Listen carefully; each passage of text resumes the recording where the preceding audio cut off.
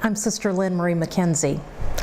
I'm a Benedictine sister here in Coleman, and I have been here since 1981. Some people would say that makes me old. Others probably think I'm not so old. But I came back in '81 when I was just out of college. I had started law school. And I have to say, when I probably first thought of becoming a Benedictine sister was not until, late college. But when I first thought of becoming a sister was when I was a very little girl, maybe 5 years old. I lived in Mobile at the time. That's where I and all my siblings were born. And I grew up in Catholic schools. I was taught by sisters who wore the full habit. They impressed me, and I didn't have words for it back then, but I think now I would say they impressed me by the dedication of their life, by the wholeness of their life. And I probably never really doubted that I was to be a sister. Although there were times that I decided that's not what I wanted to do. I remember being in high school and meeting another high school student who had just become Catholic. Now, I had grown up Catholic. I was a cradle Catholic. This girl was someone who came to Catholicism by choice. My parents made the choice for me, and I've always been grateful for that. They've been wonderful role models. And but I remember meeting Kathy, and she was so on fire with her newfound Catholic faith that it inspired in me a new way of thinking about my faith. And after that, I went on to college. I was very involved in school activities, president of student council in high school, and in college, very involved with the Student Government Association. Dated, all those normal things, what most people think of as normal, although nobody really knows what normal is. And when I finally decided, I remember in college, I was in a sorority and I was getting my mail at the sorority house, and I was writing to different religious communities to ask for information, and I just remember thinking, oh my gosh, I hope nobody sees return addresses, the person who would give out the mail at the sorority house, that they wouldn't see such and such convent or such and such monastery, because I never discussed it with those people that I was in school with.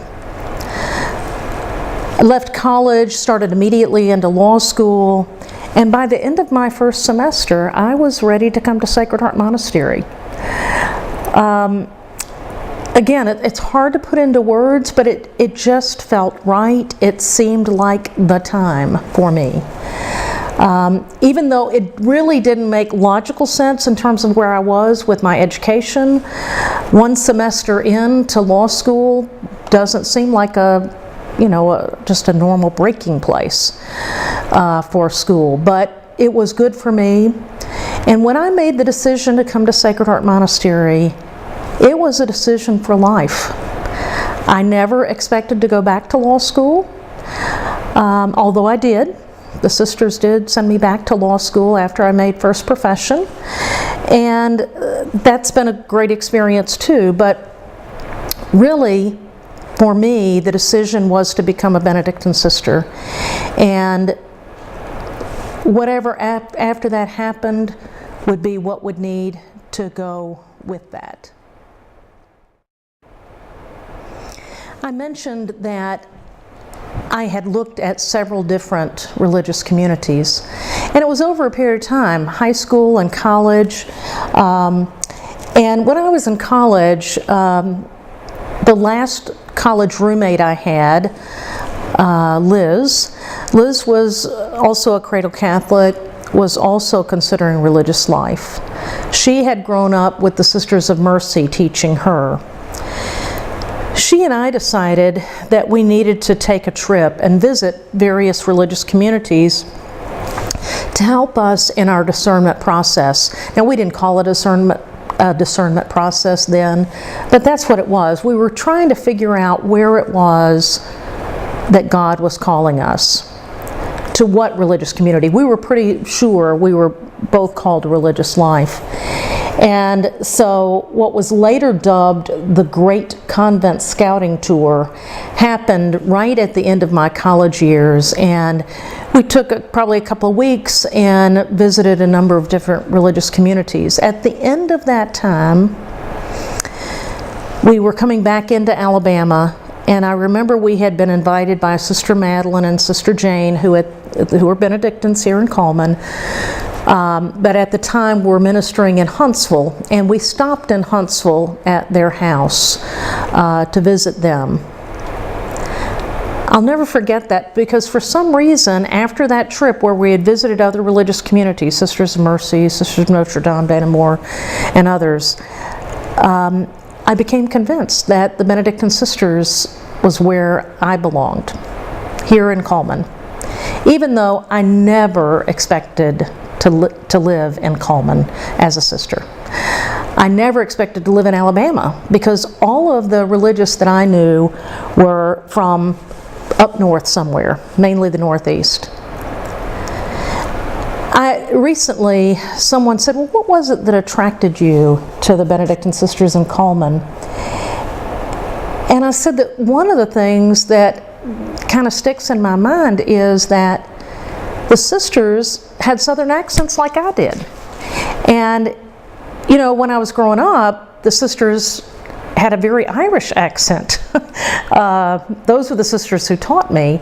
And so I just thought you had to have an Irish accent to be a sister or something. I don't know. Anyway, I just remember it really struck me that these were sisters where I'm from, and this is where I belong.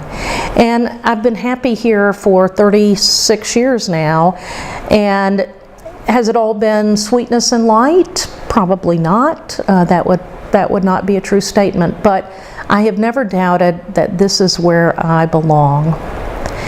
And I would encourage anyone else who has just even an inkling that God may be calling you to religious life to really visit and talk with other sisters, see what it is that drew them and what continues to draw them to live this life.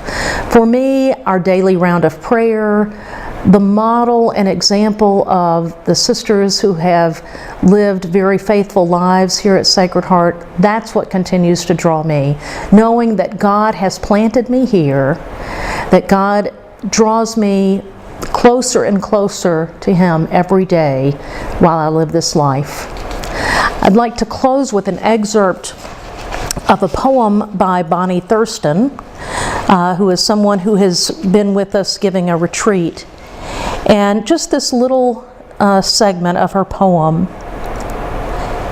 The invitation is to shrink the self, become small enough for heaven to show its own hidden face. I'm asking God to shrink this self, to allow me to see the face of God. God bless you.